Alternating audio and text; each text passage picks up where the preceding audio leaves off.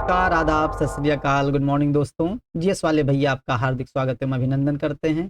तो दोस्तों हम लोग यहाँ पर जीएस की फुल प्रिपरेशन कराते हैं जो किसी भी एग्जाम के लिए काफ़ी हेल्पफुल होती है। हेल्पफुल इसलिए होती है क्योंकि हम लोग पढ़ते ही इसी तरीके से हैं। पहले थ्योरीज पढ़ते हैं, उसमें मल्टीपल टाइम्स रिवीजन करते हैं, फिर एमसीक्यूज लगाते हैं, फिर वन लाइनर लगाते हैं। ठीक है, तो इस तरीके से जब हॉलिस्टिक वे में पढ़ाई होती है तो एग्जाम के लिए काफ़ी हेल्पफुल हो जाती है। और अमूमन जो छात्र लोग तैयारी करते हैं वो ये सब चीजें नहीं करते हैं, वो रिवीजन भी नहीं करते हैं। वो एक बार पहले पन्ने से लेकर के 100 पन्ने तक पढ़ेंगे, मतलब आखिरी पन्ने तक पढ़ेंगे, फिर उसको रख देंगे। आएगा साल 6 महीने बाद नंबर उसका जब रिवीजन का, तो जो पहले पढ़े होते हैं वो भूल जाते हैं। क्यों भूल जाते हैं? क्योंकि वो रिवीजन नहीं करते, ना तो थ्योरी में, ना ही एमसीक्यूज लगाते हैं, ना ही वन लाइनर। कब लगाएंगे एमसीक्यूज और वन लाइनर? जब एग्जाम पास में आ जाएगा, तब लगाते हैं स्पीड टेस्ट, तब लगाते हैं प्रैक्टिस टेस्ट, तो उससे ज्यादा कुछ लाभ नहीं होता है। ठीक है, तो ये सब चीजें एक प्रक्रिया है, तैयारी के दौरान ही प्रक्रिया है दोस्तों। ठीक है, हमारा एसएससी में सिलेक्शन हुआ, रेलवे में सिलेक्शन हुआ, यूपीपीसीएस में हमने इंटरव्यू भी दिया, तो इसमें इन सब चीजों का बहुत महत्वपूर्ण योगदान था दोस्तों। ठीक है, हमको इसीलिए चीजें याद थी। ठीक, तो दोस्तों अब हम लोग अपने सेशन की शुरुआत करते हैं।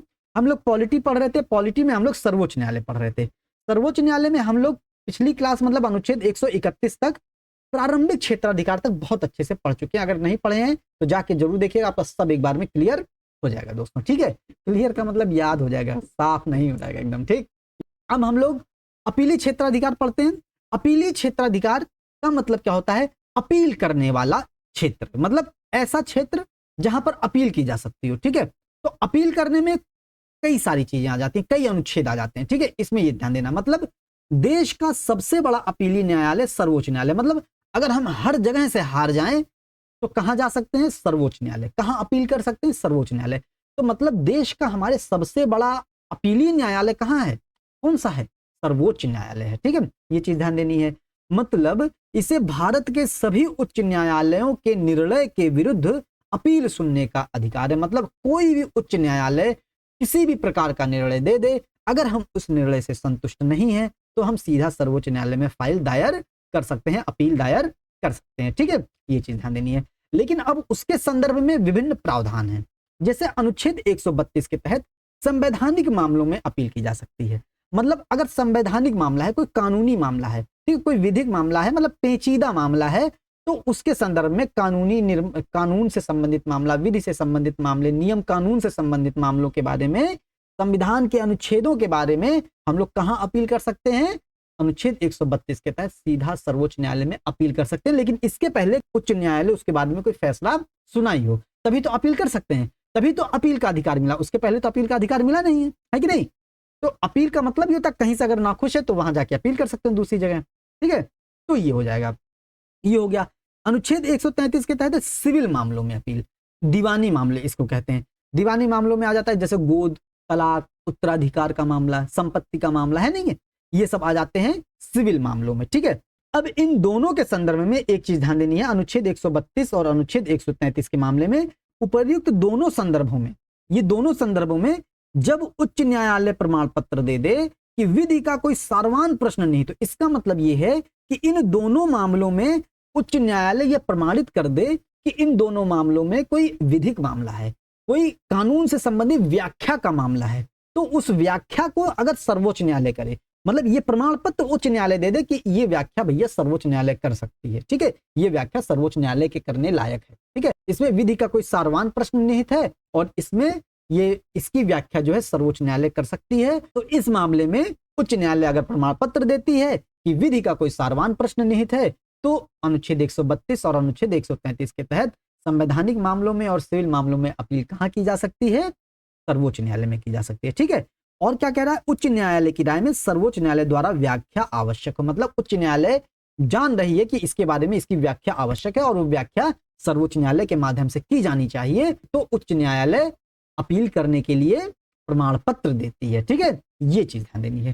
तो हमको अनुच्छेद 132, अनुच्छेद 131 में अपीली क्षेत्राधिकार था, अनुच्छेद 132 में संवैधानिक मामलों में अपील था, अनुच्छेद 133 में सिविल मामलों में अपील हो गया। अब हम लोग देखते हैं अनुच्छेद 134। अनुच्छेद 134 के तहत दांडिक या आपराधिक मामलों में अपील की बात की गई है। मतलब इसमें 3 चीजें हैं दोस्तों, इंपॉर्टेंट है, बहुत आसानी से याद हो जाएगा, बहुत आसानी से समझ में भी आ जाएगा। ठीक है, कैसे? दांडिक और आपराधिक मामलों में अपील की जा रही है सर्वोच्च न्यायालय में, मतलब पहले के न्यायालयों ने सजा सुना दी है, अब सजा से असंतुष्ट हैं तो अपील कर रहे हैं सर्वोच्च न्यायालय में। ठीक है, ये चीज पहली बात तो ध्यान देनी है।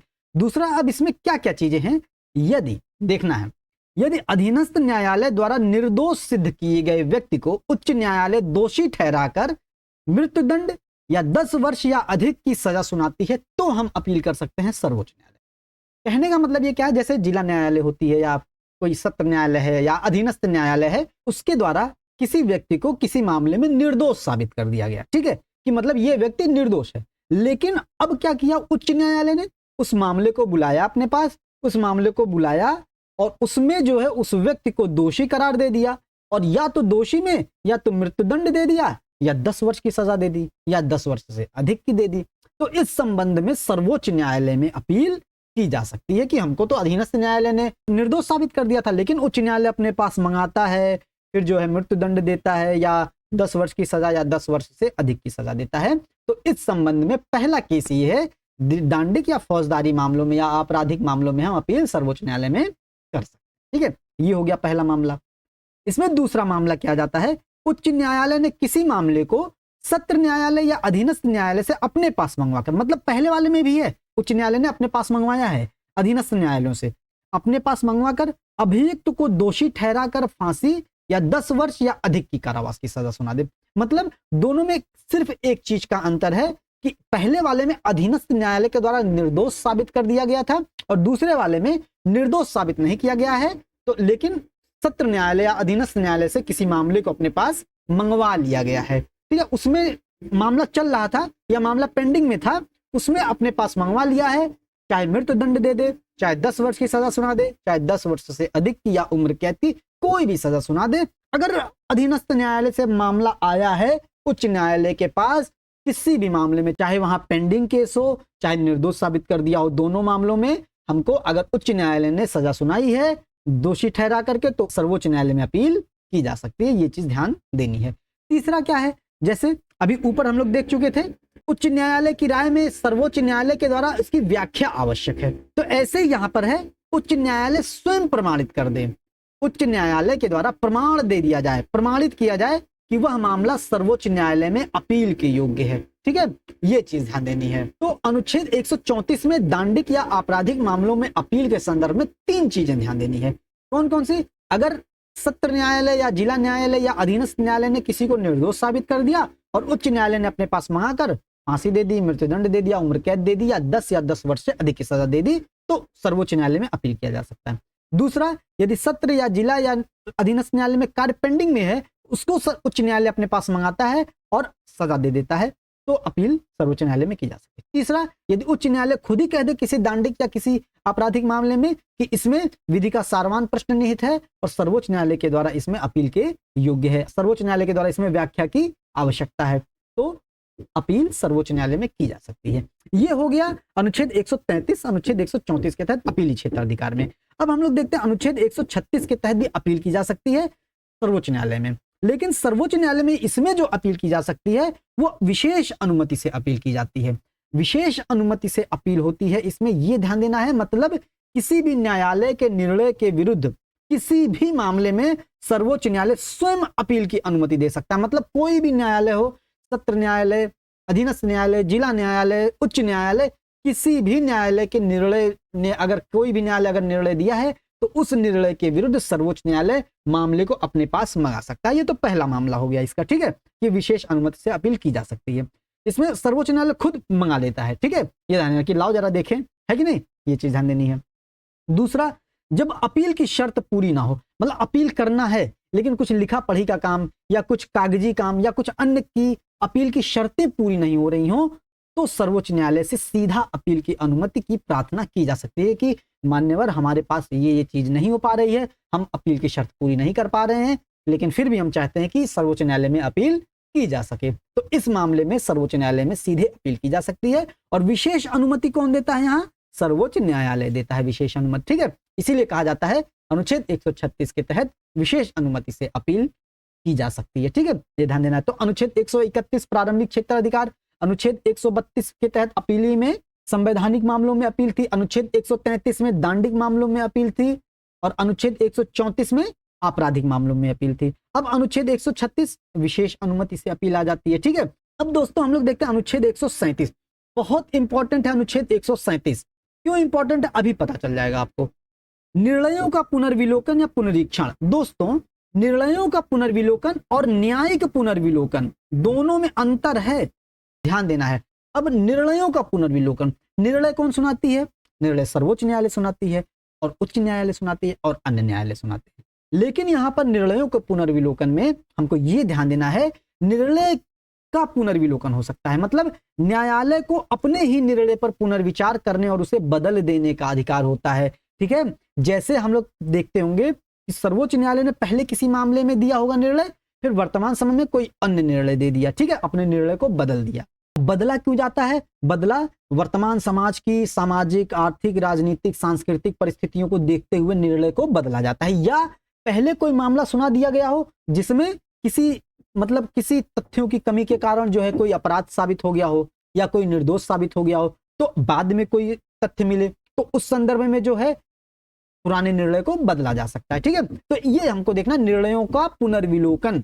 निर्णय कौन? न्यायालय अगर निर्णय देती है तो वो अपने निर्णय पर पुनर्विचार कर सकती है, ये चीज ध्यान देनी। ठीक है, लेकिन सर्वोच्च न्यायालय में निर्णय को बदलने के लिए, जैसे पहले प्रारंभ में कोई निर्णय दिया गया, वर्तमान में अब कोई दूसरा निर्णय दिया जाएगा, तो उस संबंध में जो बेंच बैठेगी पुरानी पीठ से ज्यादा सदस्यीय पीठ होने चाहिए दोस्तों। ठीक है, ध्यान देना है। और यह न्यायिक पुनर्विलोकन नहीं है, एक लाइन में बताते हैं, इसको बाद में पढ़ेंगे हम लोग शब्दावलियों में। न्यायिक पुनर्विलोकन में मतलब, न्यायिक पुनर्विलोकन मतलब जब कानून बनाती है, कानून कौन बनाती है? विधायिका या राष्ट्रपति के द्वारा आदेश जारी किया जाता है। मतलब जब विधायिका के द्वारा या जब आदेश के माध्यम से कोई कानून बनता है तो उस कानून के संदर्भ में जब न्यायालय अपनी पुनरीक्षण करती है और न्यायालय उसको असंवैधानिक करार देती है, उसको कहते हैं न्यायिक पुनर्विलोकन। ठीक है, ये चीज ध्यान दें, मतलब विधायिका के कानून पर जब न्यायालय पुनर्विलोकन करती है तो उसको न्यायिक पुनर्विलोकन कहते हैं, और जब अपने ही निर्णयों पर जो है पुनर्विचार करती है तो उसको कहते हैं निर्णयों का पुनर्विलोकन। तो निर्णयों का पुनर्विलोकन साफ साफ अनुच्छेद 137 में है, लेकिन न्यायिक पुनर्विलोकन साफ साफ कहीं नहीं है, अनुच्छेद 13 के 2 में आ जाता है। ठीक है, उसके बाद न्यायिक पुनर्विलोकन अन्य माध्यम से भी ऐसे आ जाते हैं, अनुच्छेद 32 के तहत भी, अनुच्छेद 226 के भी तहत आ जाते हैं। ठीक है, न्यायिक पुनर्विलोकन। ठीक, ये चीज ध्यान देनी है, ये इसके बारे में पढ़ेंगे पूरा विस्तार से आगे। ठीक, अब हम लोग देखते हैं अनुच्छेद 129। अनुच्छेद 129 दोस्तों अभिलेख न्यायालय के रूप में क्षेत्राधिकार है। अब अभिलेख न्यायालय हम लोग पहले पढ़ चुके हैं, इसके बारे में आप लोग जाके पूरा बहुत अच्छे से पढ़ाया गया, पूरा अभिलेख न्यायालय कवर कराया गया है, उससे बाहर कहीं नहीं जाएगा। ठीक है, पिछली क्लासेस में जाके देखिएगा, मिल जाएंगे दोस्तों। ठीक है, अब हम लोग देख लेते हैं सलाहकारी क्षेत्राधिकार। अनुच्छेद 143 के तहत हम लोग पढ़ते होंगे ना सलाहकारी क्षेत्राधिकार, कि राष्ट्रपति को जो है सर्वोच्च न्यायालय से सलाह लेने की छूट दी गई है अनुच्छेद 143 के तहत। ठीक है, तो इसमें ध्यान देना है, राष्ट्रपति किसी विषय में सर्वोच्च न्यायालय से सलाह मांग सकता है, मतलब कोई भी विषय हो राष्ट्रपति सलाह मांग सकता है सर्वोच्च न्यायालय से, लेकिन सर्वोच्च न्यायालय सलाह देने के लिए बाध्य नहीं है। लेकिन मान लेते हैं सर्वोच्च न्यायालय ने सलाह दे दी, तो अगर सर्वोच्च न्यायालय ने सलाह दे दी तो क्या राष्ट्रपति सलाह मानने के लिए बाध्य है? न राष्ट्रपति सलाह मानने के लिए बाध्य। मतलब ये समझना है यहाँ पर, अगर राष्ट्रपति ने कोई सलाह मांगी तो ना तो सर्वोच्च न्यायालय सलाह देने के लिए बाध्य है, और अगर वो सलाह देती है तो ना ही राष्ट्रपति सलाह मानने के लिए बाध्य है। ये चीज ध्यान देनी है। ठीक है, बहुत इंपॉर्टेंट है। अब हम लोग देखते हैं, लेकिन इसमें एक पेच है। पेच क्या है? परंतु संविधान लागू होने से पहले, मतलब 26 जनवरी 1950, ठीक है, लागू होने से पहले अगर कोई संधि है, संविदा है आदि पर अगर राष्ट्रपति राय मांगते हैं तो सर्वोच्च न्यायालय राय देगा, अवश्य देगा, लेकिन राष्ट्रपति राय मानने के लिए बाध्य नहीं है। ये चीज ध्यान देनी है। इसमें यह चीज ध्यान देनी है कि राष्ट्रपति किसी भी विषय पर सर्वोच्च न्यायालय से सलाह मांग सकते हैं, अगर वो नॉर्मल विषय है तो सर्वोच्च न्यायालय सलाह देने के लिए बाध्य नहीं है। लेकिन अगर संविधान लागू होने से पहले की कोई बात है, उसके बारे में अगर राष्ट्रपति राय मांगते हैं तो सर्वोच्च न्यायालय सलाह देगा, लेकिन यह आवश्यक नहीं है सर्वोच्च न्यायालय के द्वारा दी जाने वाली सलाह राष्ट्रपति पर बाध्यकारी हो। ऐसा इसलिए किया जाता है ताकि जो है, इसका लाभ क्या होता है, ताकि किसी विवादित विषय पर कार्यपालिका न्यायपालिका का मत जान सकती है, मतलब एक विचार जान सकती है कि इसमें क्या किया जाना चाहिए, क्या विधिक कार्रवाइयां की जा सकती हैं। ठीक है, एक विचार जानता है, एक राय जानती है कार्यपालिका, ठीक है, न्यायपालिका से, इसलिए राय मांगी जाती है। और राय वहां पर जाता कौन है मांगने? सर्वोच्च न्यायालय में महान्यायवादी जाते हैं। महान्यायवादी सर्वोच्च न्यायालय में राष्ट्रपति की ओर से प्रस्तुत हो सकते हैं, क्योंकि महान्यायवादी भारत सरकार का सर्वोच्च विधिक अधिकारी होता है। ठीक है, ये चीज ध्यान रखें। तो ये हम लोगों के हो गए अपीली क्षेत्राधिकार के तहत, ठीक है। और ये था परामर्श दात्री क्षेत्राधिकार हो गया। तो ये सब चीजें हम लोग पढ़ चुके हैं। अब हम लोग अनुच्छेद 139, 139 ए, 145 अन्य प्रावधान जो है अगली क्लास में पढ़ेंगे दोस्तों, ठीक है। तो उम्मीद करते हैं सेशन आपको पसंद आया होगा। इसको बार बार जाके रिवाइज करिएगा, कुछ नया मिले तो अपने नोटबुक में इसको नोट जरूर कीजिएगा, ठीक है। तो दोस्तों उम्मीद करते हैं सेशन आपको पसंद आया होगा। जाहिर सी बात है, क्योंकि इसमें किसी प्रकार की फालतू बात नहीं होती है। आपका समय कीमती है, हमारा भी समय कीमती है, इसलिए कोई प्रकार की फालतू बात नहीं होती, टू द पॉइंट रख के बात किया जाता है। तो आपसे उम्मीद भी बन जाती है। आप सेशन को लाइक कीजिएगा, कमेंट कीजिएगा, शेयर भी कीजिएगा, और अगर सब्सक्राइब नहीं किए हैं तो सब्सक्राइब भी कर लीजिएगा। और इसका पीडीएफ हम लोग अपने टेलीग्राम ग्रुप पर भेज देते हैं, और टेलीग्राम ग्रुप और व्हाट्सएप ग्रुप का लिंक डिस्क्रिप्शन बॉक्स में दे दिया जाता है। तो दोस्तों मिलते हैं अगले सेशन में। जय हिंद, जय भारत।